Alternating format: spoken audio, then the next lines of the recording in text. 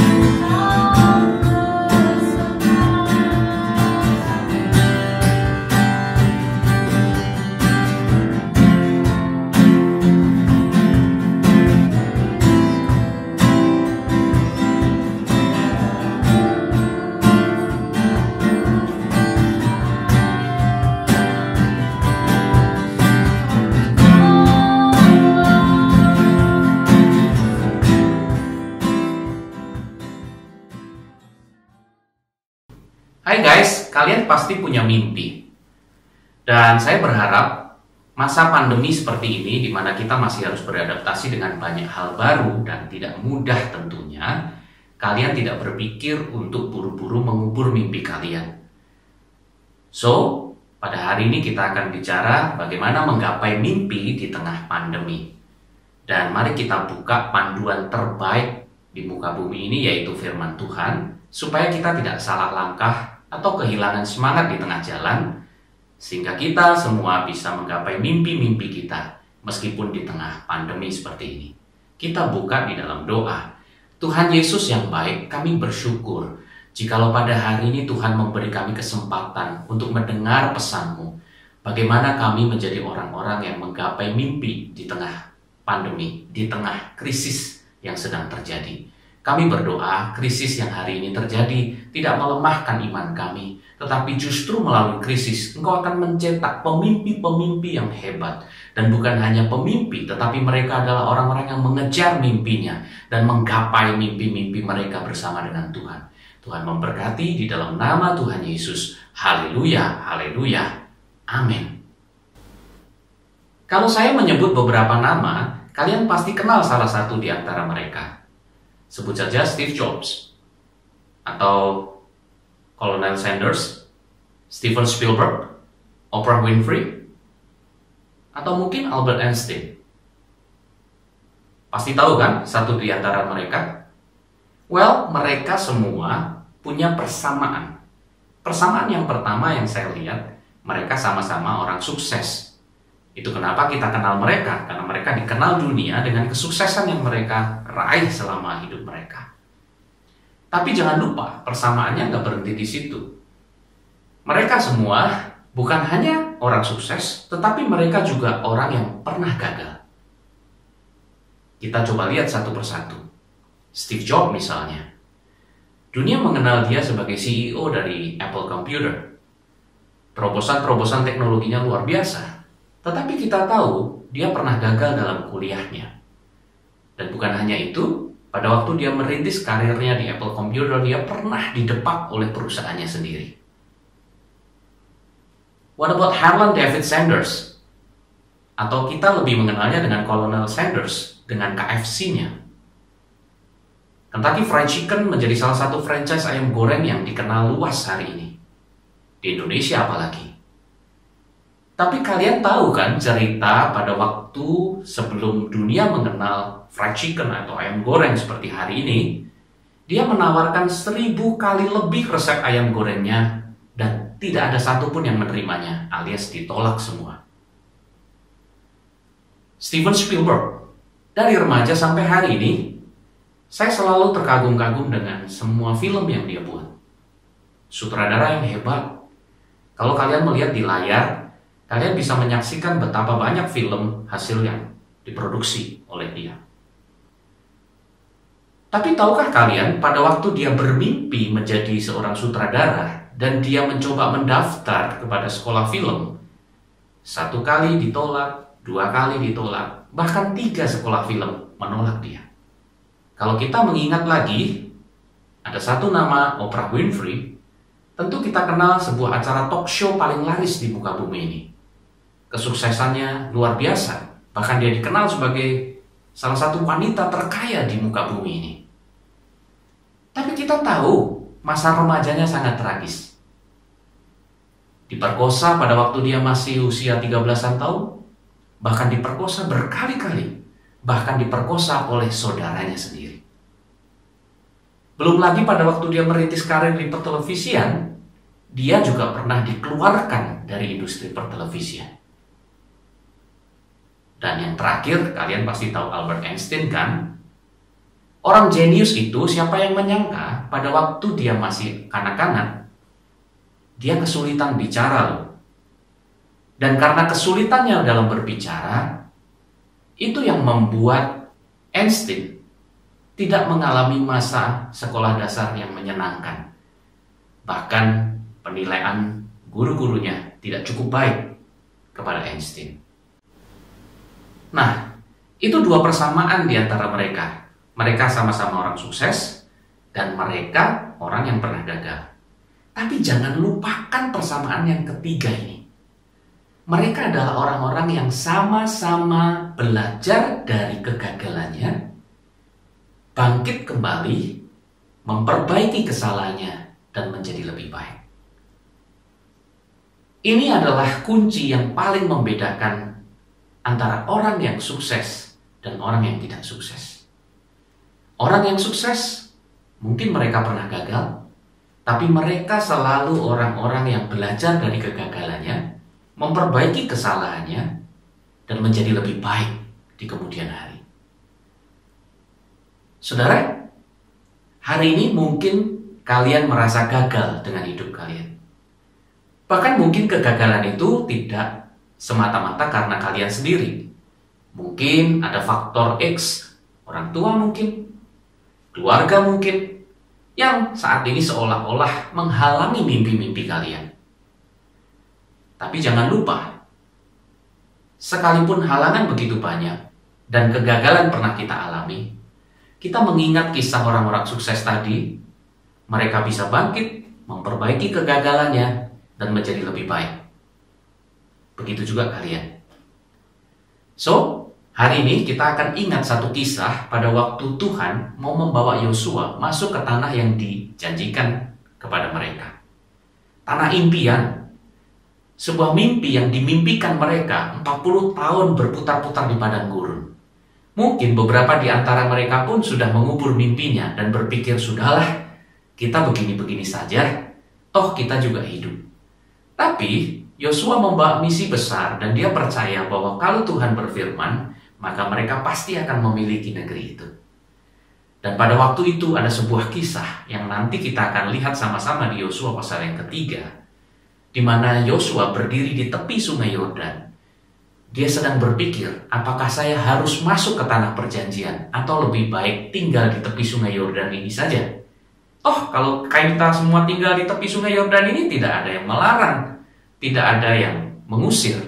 Kita bisa mengambil tempat di sini, bermukim di sini, membangun perkampungan di sini, dan hidup di sini. Enak. Tetapi mereka tahu bahwa ada mimpi yang harus dikejar di seberang sana. Ada sungai Yordan yang harus dilalui, ada musuh-musuh di sana yang harus dikalahkan di seberang. Guys, mungkin hari ini kalian sama seperti Yosua, sedang berdiri di tepi sungai Yordan dan melihat ada bentang halangan yang begitu luas, tantangan yang begitu tidak mudah, apalagi di masa pandemi seperti ini.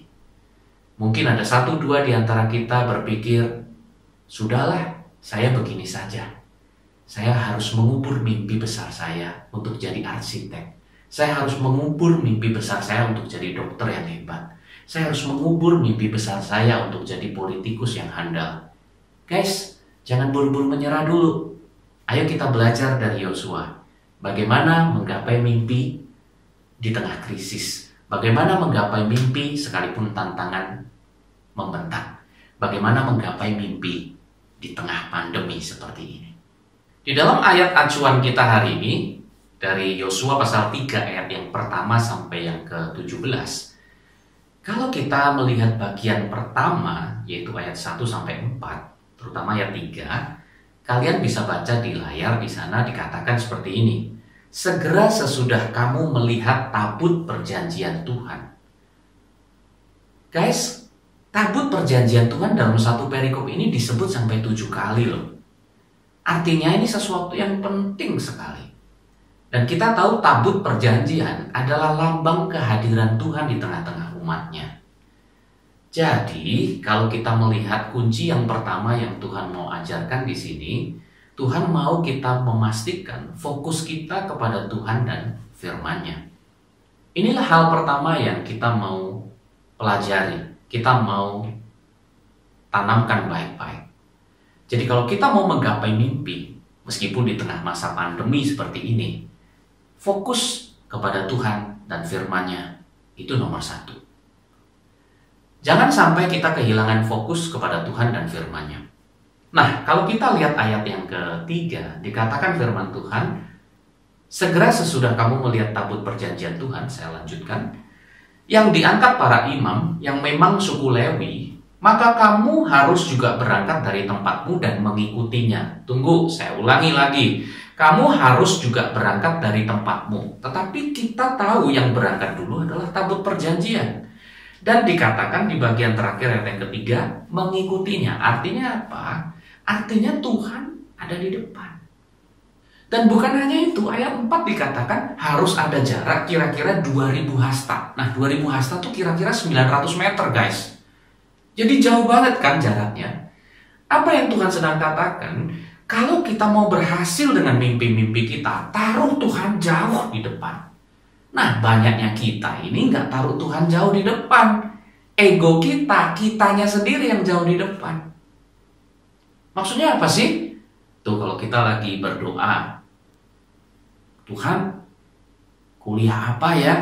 Saya nanti kerja apa ya? Itu seringnya kita kuliah dulu, baru berdoa. Minta Tuhan berkati, minta Tuhan buat berhasil. Ujung-ujungnya kita sering stres, kita merasa udah nyerah aja. Dan tidak jarang setelah selesai kuliah, ilmu yang kita dapat nggak berguna dan kita kerja sembarangan dan kita nggak pernah menggapai mimpi-mimpi besar kita. Why? Sekali lagi, karena kita mengedepankan ambisi kita ketimbang Tuhan. Tuh, ingat lagi nggak kalau nyari pacar? Dilihat dulu, seneng dulu, dipacari dulu baru berdoa. Bener nggak? Padahal kalau kita mau berhasil dengan mimpi kita, membangun rumah tangga yang luar biasa satu kali kelak, taruh Tuhan jauh di depan. Doakan dulu. Minta Tuhan kasih tanda apakah ini orang yang tepat, apakah ini orang yang Tuhan mau. Guys, seringkali kita salah fokus. Padahal kalau kita salah fokus, itu berbahaya banget. Nah, kalau kalian lihat di layar, saya mau kasih Anda ilustrasi tentang fokus. Betapa pentingnya fokus. Kalian tahu kan fitur fokus di kamera? Kamera-kamera di handphone Anda sekarang menggunakan fitur autofocus atau bisa memfokus secara otomatis pada objek yang ingin diambil. Nah, fitur itu menolong kita untuk mengambil gambar dengan lebih jelas. Itulah tujuan dari fitur fokus atau autofocus yang ada di handphone Anda. Apa maksudnya? Focus brings clarity. Pada saat kita fokus, maka kita akan bisa melihat gambar dengan lebih jelas. Demikian juga dalam hidup ini. Kalau kalian fokus, maka semuanya akan menjadi lebih jelas. Masalahnya adalah apa yang menjadi fokus kalian. Kalau kita fokus sama masalah, masalahnya jadi tambah jelas. Kalau kita fokus sama tantangan, tantangannya jadi tambah besar. Nggak heran banyak orang hari ini depresi dan stres karena salah fokus. Fokusnya sama masalah. Karena fokus masalah, masalahnya jadi tambah jelas. Tapi kalau kita fokus sama Tuhan, fokus sama firman Tuhan, maka Tuhannya yang akan makin jelas. Maka kebaikan-kebaikan yang dari Tuhan, hal-hal baik dari Tuhan yang akan makin jelas. Itu kenapa orang yang fokus sama Tuhan, menaruh Tuhan di depan seperti Yosua dan bangsa Israel, meminta pimpinan Tuhan di depan, saya percaya mimpi-mimpinya pasti akan dicapai. Mimpi-mimpinya pasti akan kesampaian. Karena Tuhan yang memampukan. Kita sudah belajar kunci yang pertama. Fokus kepada Tuhan, fokus kepada firman-Nya. Dunia boleh merendahkan kita. Dunia boleh berusaha mengalahkan kita.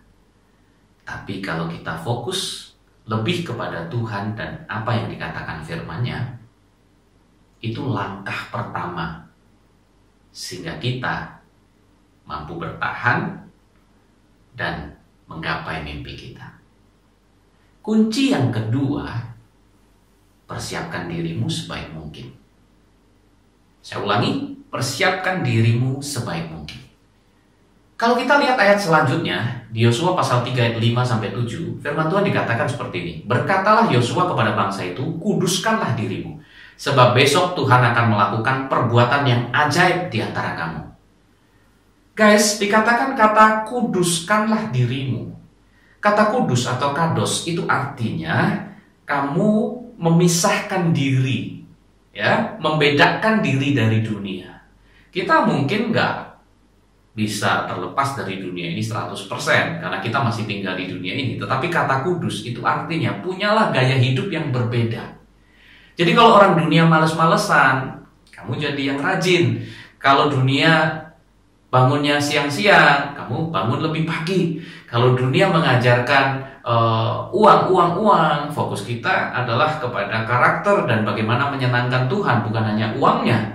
Kalau dunia mengajarkan kita seneng-seneng dulu, nanti kerjanya akhir-akhir, kita kebalik, kita mau bekerja keras terlebih dahulu, nanti kita akan dapat upah pada akhirnya.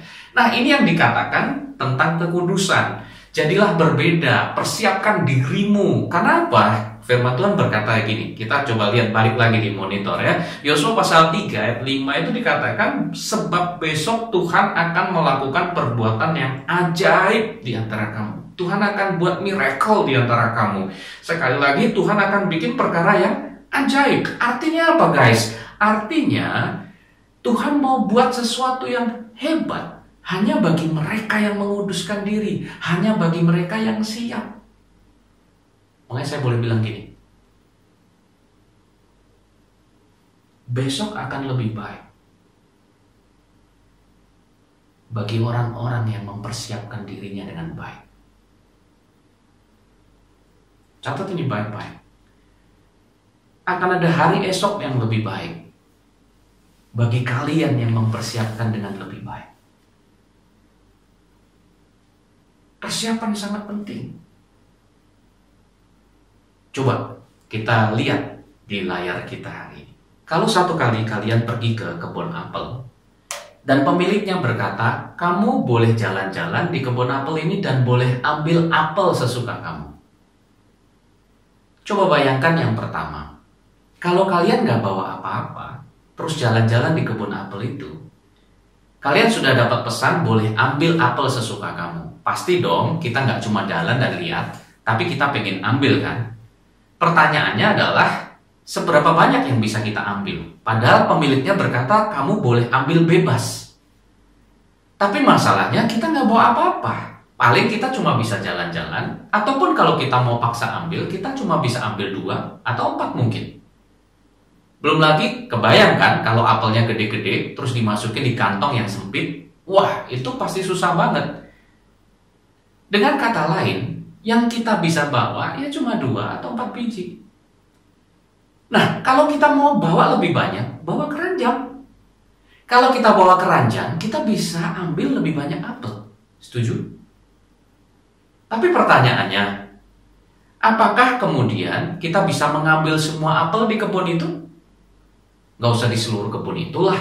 Ambil seluruh buah apel yang ada di satu pohon dengan satu keranjang? Gak bisa dong. So, gimana caranya? Bawa keranjang lebih banyak. Tapi permasalahan berikutnya, kalau bawa keranjang segitu banyak, wah bawanya susah banget dong, waktu pulang harus bolak-balik. Makanya bawa mobil. Kalau kalian bawa mobil, keranjangnya bisa dinaikin di mobil, Anda bisa lebih banyak bawa buah apel. Apalagi kalau bukan cuma bawa mobil, bawa truk, tergandeng pula. Nah, itu keranjang bisa dimasukkan dan kalian bisa bawa buah apel sebanyak mungkin. Guys, kalian dapat pesan dari ilustrasi yang baru saja saya sampaikan nggak? Kalau kita datang tanpa persiapan, gak bawa apa-apa, kalian cuma bisa bawa pulang 2 atau 4 apel.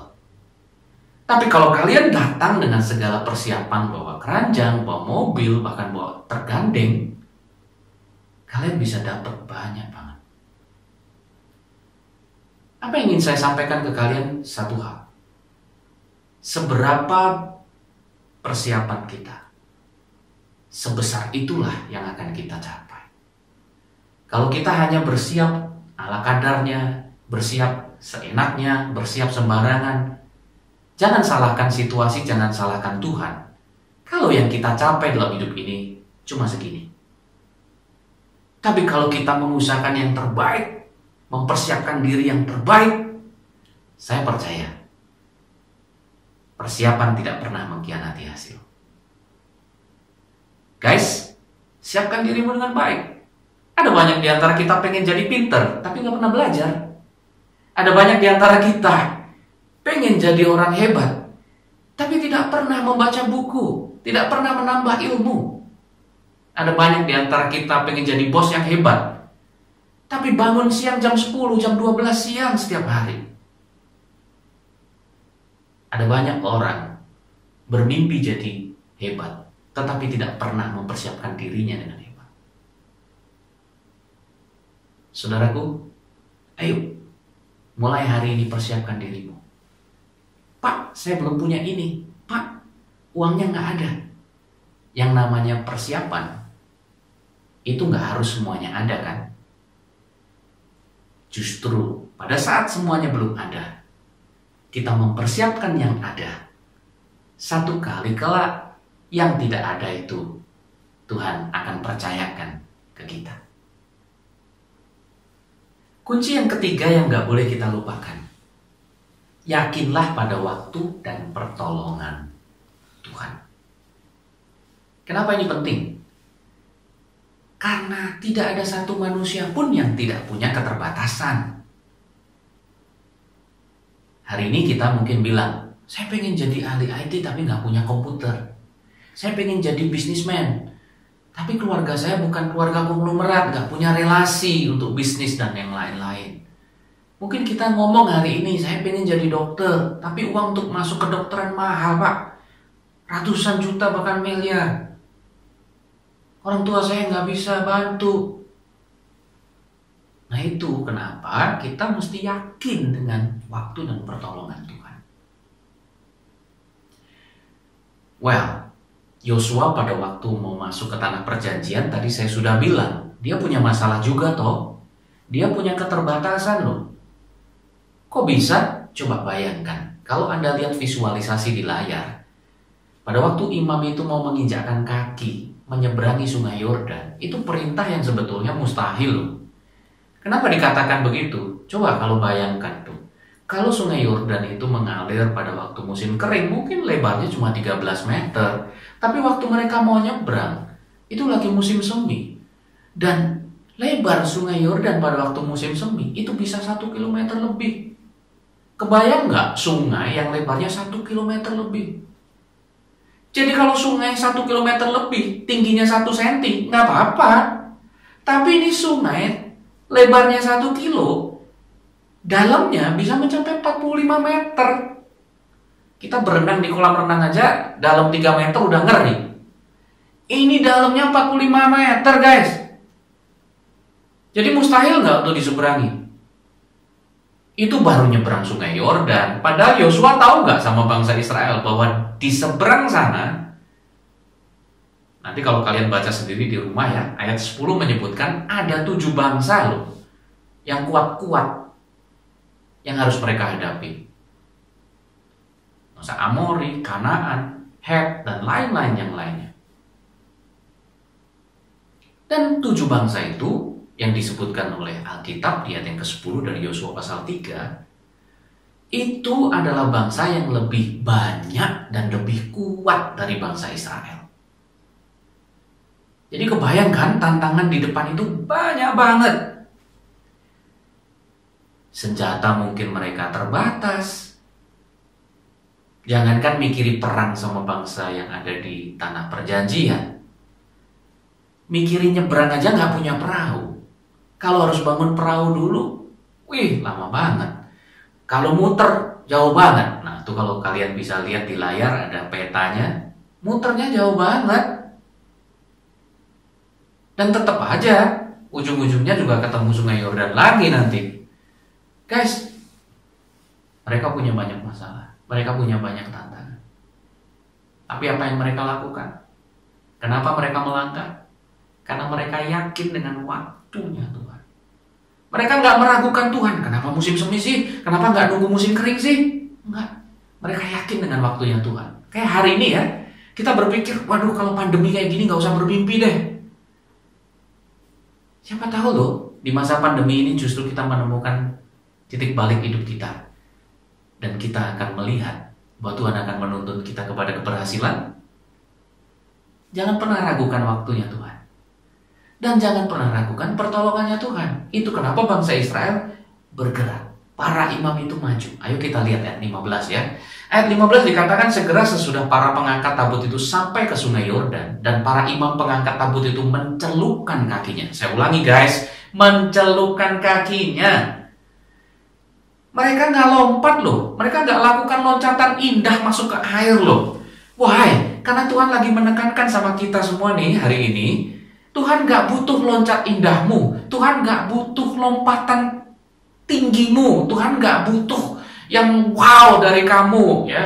Karena Tuhan bisa lakukan yang wow. Tuhan cuma butuh kamu mencelupkan kaki. Apa sih mencelupkan kaki? Kalau kita bayangkan mencelupkan kaki, itu sebuah tindakan yang sangat sederhana. Bisa kebayangkan seperti anak kecil yang pertama kali mau belajar berenang dan dia mencoba mencelupkan kakinya ke air untuk ngerasain airnya. Cuma itu yang Tuhan butuhkan. Itu kenapa tadi saya bilang, orang boleh meremehkan kita. Fokus aja sama yang Tuhan bilang. Fokus aja sama firman Tuhan. Selama mimpi kita tidak melanggar firman Tuhan, mimpi kita sejalan dengan kerinduan Tuhan, kehendak Tuhan. Siapkan dirimu yang terbaik. Siapkan yang ada padamu, jangan cari apa yang gak ada. Siapkan dengan apa yang ada. Belum punya laptop, gak apa-apa. Belum punya meja arsitek, gak apa-apa. Belum punya uangnya, gak apa-apa. Yang ada dikerjakan dulu, disiapkan dulu.